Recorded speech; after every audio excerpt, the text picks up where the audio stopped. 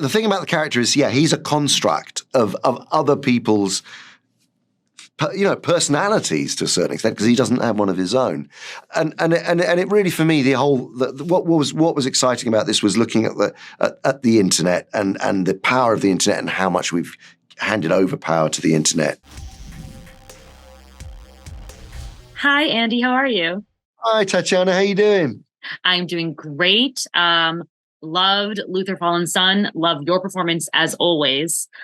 I think you're kind of considered like the king of motion capture, but you love to let loose in person too, and you love a good villain. How do you consciously top yourself, or does it just happen naturally? Oh, well, that's very, very, very kind of you to say. I love playing all sorts of characters, and all in all different manifestations, whether it be CG characters or live action in a more conventional sense. So I think it's a really important thing for people to realize, though, that it is. I've never drawn a distinction between. Acting is acting, and so people have said, "Oh, it's nice to see your face, and nice to see you being you," and that is great. But for me, it's it's a role is a role, So how it is created is almost irrelevant to me. I mean, I can appreciate other people's perceptions, it being different, but look, certainly in terms of this role. And the darkness of this role, I feel like I've sort of reached plumbed new depths, let's say. Absolutely. How do you approach a character like that and humanizing him for yourself when it is so out of the ordinary? Yes, exactly. I mean, I think you hit the nail on the head.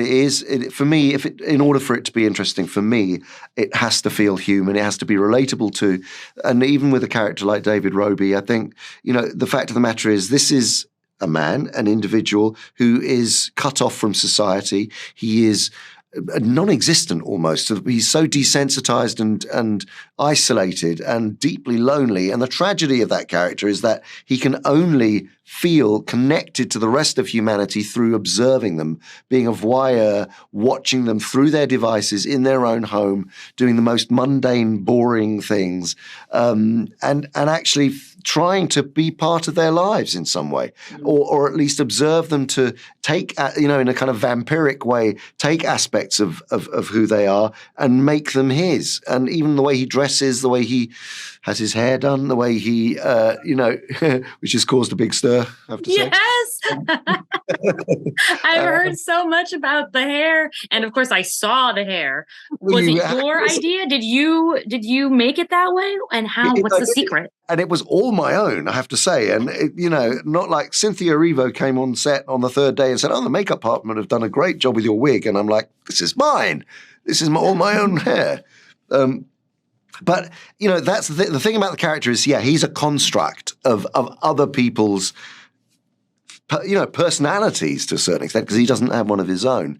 And it really, for me, what was exciting about this was looking at the internet and the power of the internet and how much we've handed over power to the internet. And, and I thought that is the true monster of the movie, really. Speaking of power, Animal Farm was like the school mandated book that was most exciting to me in my youth. And I know you're directing it. What can you tell me about that and your approach to it? That's very interesting, because, it was one of the first books I ever read as a child, and one that impacted me hugely.